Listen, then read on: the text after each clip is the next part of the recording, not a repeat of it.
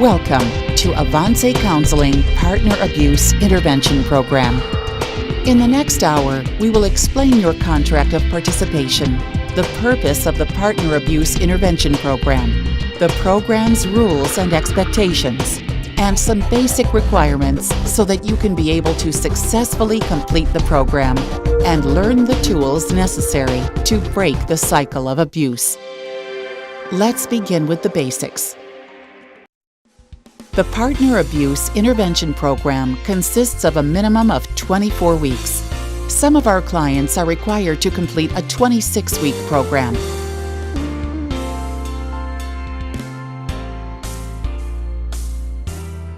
By now, your counselor has already informed you the total number of weeks that you are required to complete.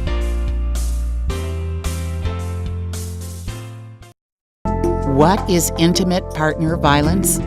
Let's pay attention to the following clips. 1 in 5 men in the United States reports having committed violence against their spouse or significant other. Violence against women specifically accounts for almost 320,000 outpatient health visits and 1,200 deaths every year. That's nearly $8.3 billion spent on medical and mental health services alone. But the scariest statistic of all, in this country, domestic violence is more common than diabetes. On average, nearly 20 people per minute are physically abused by an intimate partner in the United States. During 1 year, this equates to more than 10 million women and men. 1 in 3 women have been victims of some form of physical violence by an intimate partner within their lifetime. On a typical day, there are more than 20,000 phone calls placed to domestic violence hotlines nationwide.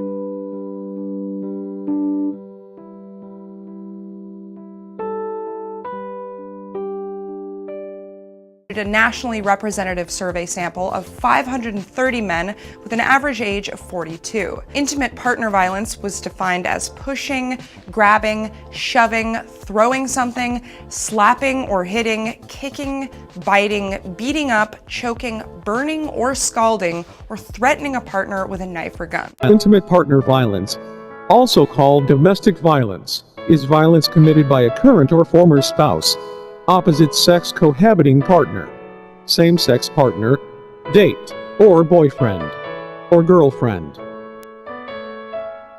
Different forms of abuse: physical abuse, sexual abuse, emotional abuse, and economic abuse. Physical abuse may include punching, shoving, slapping, biting, kicking, using a weapon against your partner, throwing items, pulling her hair, grabbing her by the neck, and restraining your partner. Sexual abuse may include forcing your partner to perform sexual acts, cheating on your partner, telling your partner that she asked for the abuse, and rape. Emotional and psychological abuse includes verbal abuse, such as calling of names, criticizing, playing mind games, humiliating your partner, and reinforcing internalized homophobia. Economic abuse, forbidding your partner to work, sabotaging her work or employment opportunities by stalking her, or harassing her at the workplace, or causing her to lose her job by physically battering her prior to important meetings or interviews, controlling how all of the money is spent, not allowing her access to bank accounts, withholding her money, or giving her an allowance.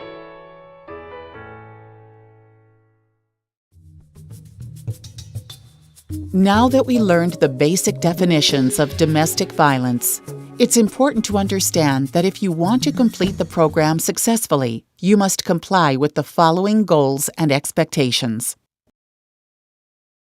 One of these main goals is to take responsibility and accountability for your actions. Please remember that our program's mission is the safety of the victim, and of course, that also includes every member of the family. Let's watch Robert, a former participant of a batterer's intervention program in Duluth, Minnesota. Prior to moving back here, I was always locked up. I was confined. I was institutionalized. I didn't have a chance to be out long enough to have any kids, and sitting in prison in your 5x9 cell, you really begin to wonder, what it's like to have that family, aside from being in a gang where I found that family. Having a child to raise or someone to look up to you, and someone to set an example for. And I never had that. And then when I met my wife when I moved back here, and she was a single mother of 3, and I just fell in love with her kids,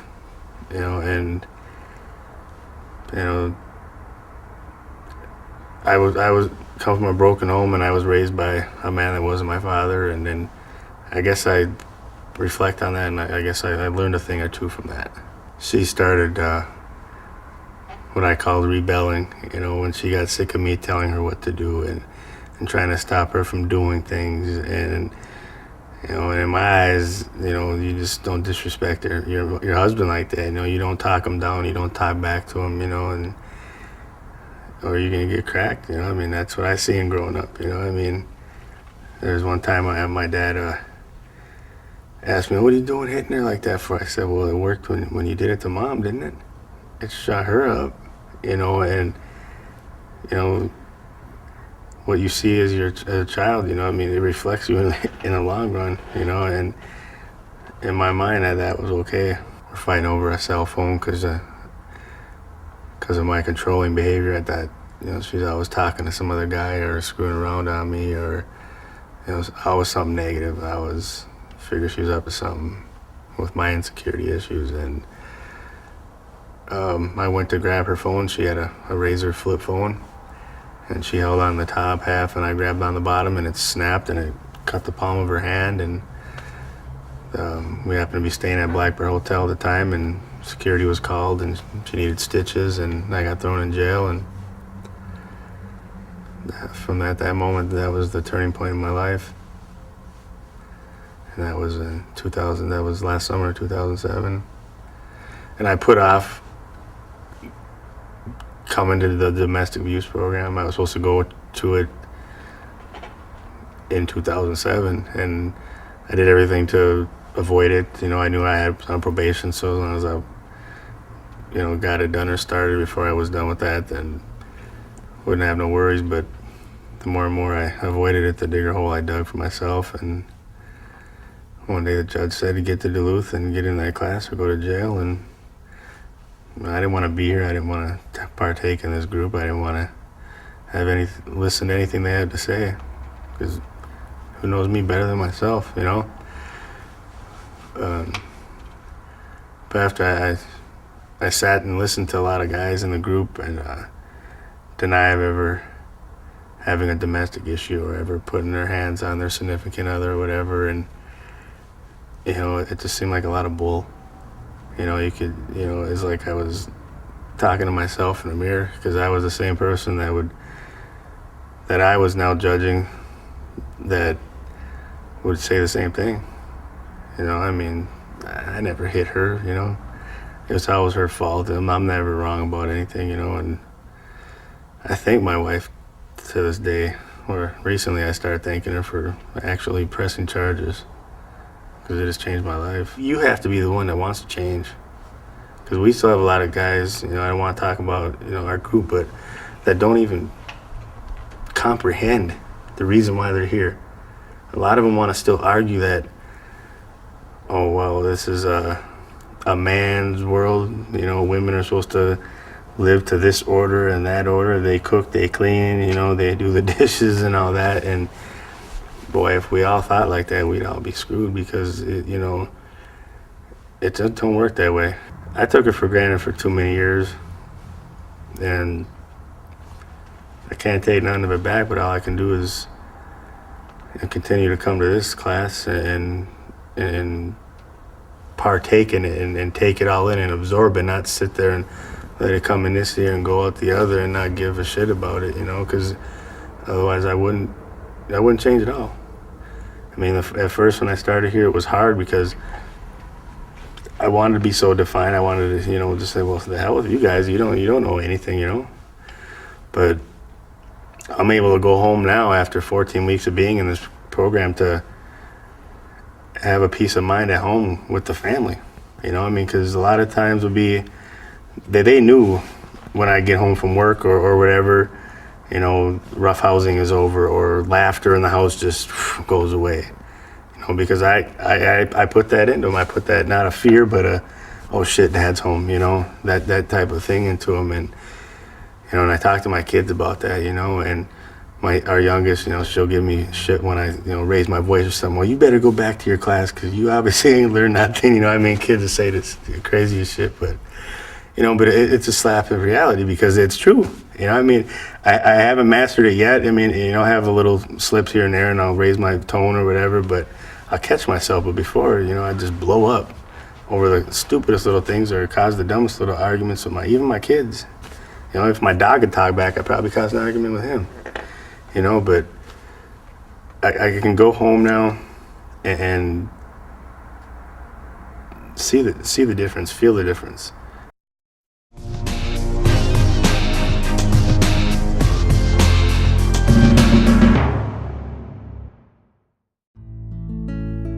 Lack of compliance or poor participation prior to the 18th week will result in adding additional weeks to your program. This is just to ensure that we provide you with the tools necessary to effectively achieve your discharge goals and be able to successfully complete the Partner Abuse Intervention Program. The program's coordinator sends monthly progress reports to your caseworker or probation officer. This is done by the 5th day of each month. These reports include the following information: your attendance, accepting and taking responsibility for your actions, your participation with group activities or homework assignments, your compliance with Avance's guidelines and regulations, any recent incidents of abuse against your family or partner, the use of respectful language regarding your partner and women, and demonstrating respectful behaviors, including non-abusive and violent conduct. After this orientation, you and your counselor will select a group that best fits with your schedule. You are required to attend your group once a week. If you have an unexpected conflict with your work or school schedule, Avance will allow you to attend a different group in the same week. But remember, you are only allowed to attend one group per week.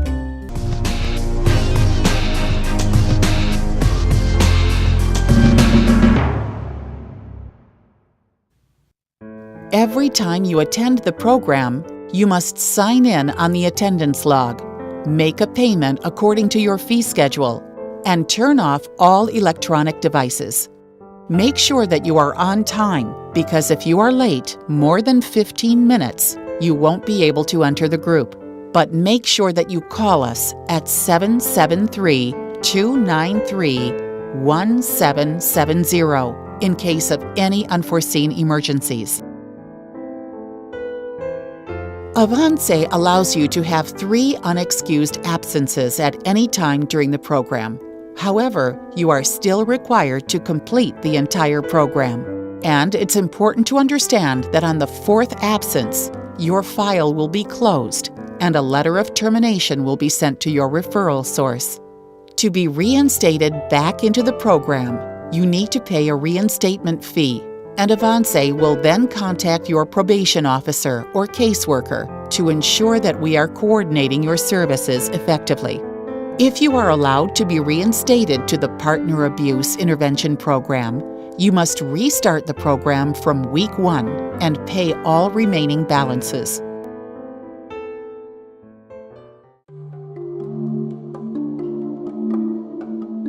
Let's review some basic group rules. Make sure you arrive to the group on time. Turn off all electronic devices. Be respectful of others. Let others speak without interrupting. Please refrain from any acts of violence, including disruptive behaviors. You must attend all sessions free of alcohol and other illicit drugs. Avance is a drug-free, violence-free, and safe zone. That means that there is no tolerance for drugs and alcohol, violent behavior, and we cannot use any sexist, racist, and homophobic language or express any type of prejudices against oppressed people. As mentioned before, one of your goals is to take full responsibility of your actions and make every effort to learn non-abusive alternatives. It is important that you engage in full and active participation to the best of your ability, including responding to facilitators' questions, contributing to discussions, completing in-group and homework assignments, and taking part in group discussions with the facilitators and with other group members. With the exception of the limits of confidentiality, you must respect the confidentiality of others. Lack of attendance, disruptive and aggressive behaviors, or non-compliance with the program's rules and expectations can be grounds for unsuccessful termination from the program.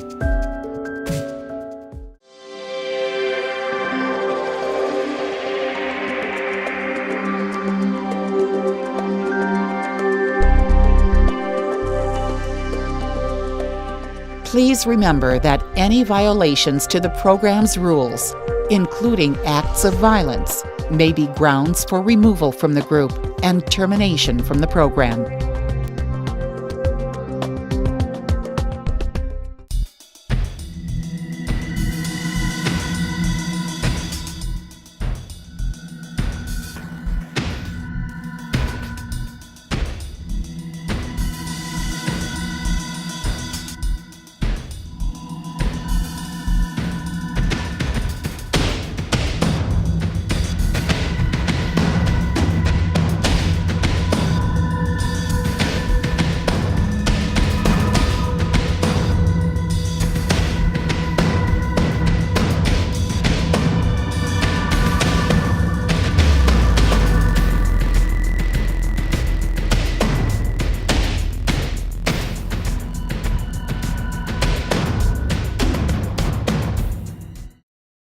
No more boys will be boys. No more. What's the big deal? No more. It's just the way he is. No more. He just has a temper. No more, but he's such a nice guy. No more, but he has such a bright future. No more. Not my problem. No more. I'll say something next time. No more. Why didn't she tell anyone? No more. Why doesn't she just leave? No more. I'm sure they'll work it out. No more. She seems fine to me. No more. What was she wearing? No more. She was drunk. No more, he was drunk. No more. She was asking for it. No more. She never said no. No more. Not in this family. No more, not on this team. No more. We don't talk about that. No more bystanding. No more ignorance. No more excuses. No more.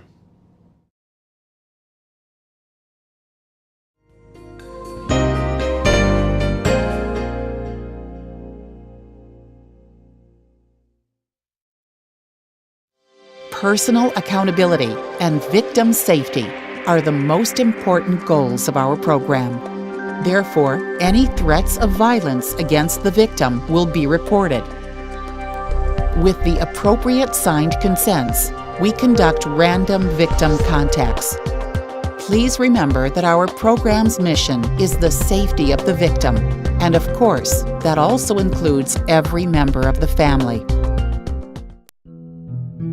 Avance's Partner Abuse Intervention Program is designed to give you the tools necessary to take responsibility for your actions and break the cycle of abuse so that everyone in the family is safe from violence. This program will help you make healthier choices and create a more positive attitude.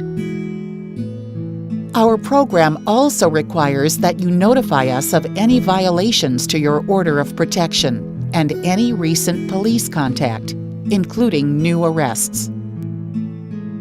It is also important that you notify us of any changes in social service, adult probation, or referring agency worker. This includes changes in your home address or phone number.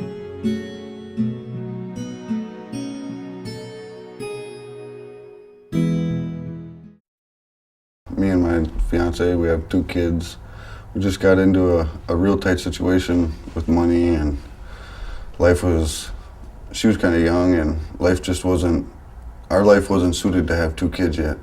And just put a lot of stress on the whole situation and a lot of anger, and I built up throughout the past with my family. There's a lot of violence in my family throughout the history of my family, and there was one day I went to work. I come home from work, and I walked in the door, and there was a bunch of stuff going on in the house. The house was a disaster. The rent wasn't paid. That was the #1 stress, because I didn't know how I was going to pay my rent. My son had been in the hospital, so I missed a bunch of work, and we were just all stressed out. And then I just picked the little things of like the house not being clean, and ended up, at first it started out as a verbal argument with cussing and swearing and going off on each other. And then after that, everything kind of simmered away for a while, and then she said something that just piqued my boiling point, and I ended up hitting her and going, and everything went into the big ordeal as the usual violent act would have happened. And then the cops showed up and everything. I ended up going to jail, and I got the domestic assault. And after that, it was, I came to the program, to DIP, the first time, and I just kind of blew it off. Like, I thought that the only reason I was here is because the judge was making me come here, and I didn't care to be here, and I didn't have no will to change, and I still thought that I was just like any other man in normal society, and I did what anybody else did. And I ended up getting kicked out, didn't show up to class for a few times. I got kicked out of this class. I didn't take it serious, nothing changed. So I went on about my business and ended up getting a second domestic charge, and ended up losing my family. My girlfriend, my fiance, took off and left, took the kids. So I ended up fighting to get my son back, and went through a lot of problems, and then I ended up going to court again, and it ended up that I had to come back and complete this class. I mean, when I first came into this class, I thought it was the biggest joke in the world. I thought it was like, I just laughed about it. Like, I mean, I remember going home and talking to my brother and being like, man, you should see this place. It was just hilarious. And then after a while, things just change. After you come to a few classes, it really, if you're willing to change, the change is there. And they're not here to enforce anything, and they're not here to call you a bad name. They don't label you. They just let you. All they're doing is helping the growing process of your mind. They're trying to expand your mind instead of your mind being focused on what you learned in society and what you've seen as a kid. That's what your mind is going to be consumed of, unless you open it up and let other things come in.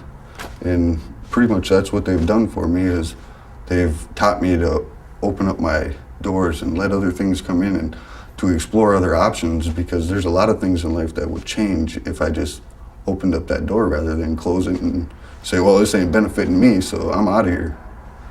And when I opened up that door, it just made a lot of success, and my life is like then a complete 360 from where I was 7 months ago. I mean, 7 months ago, that best thing for me 7 months ago probably would have been a penitentiary.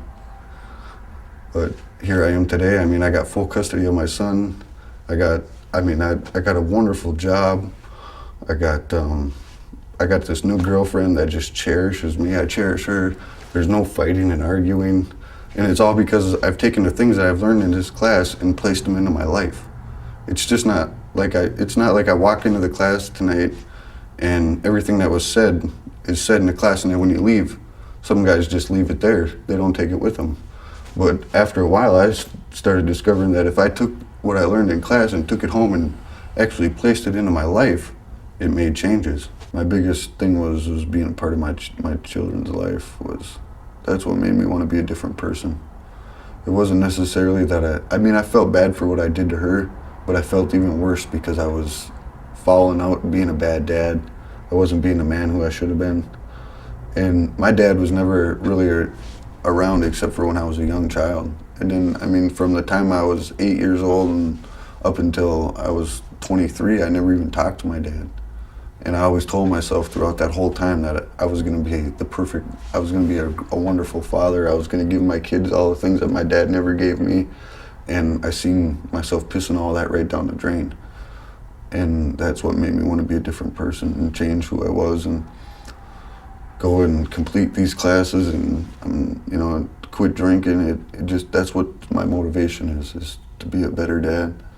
And I love my children. I'd hate to be without them. I would hate to be without my children. I couldn't live life without them. They're the best thing that ever happened to me.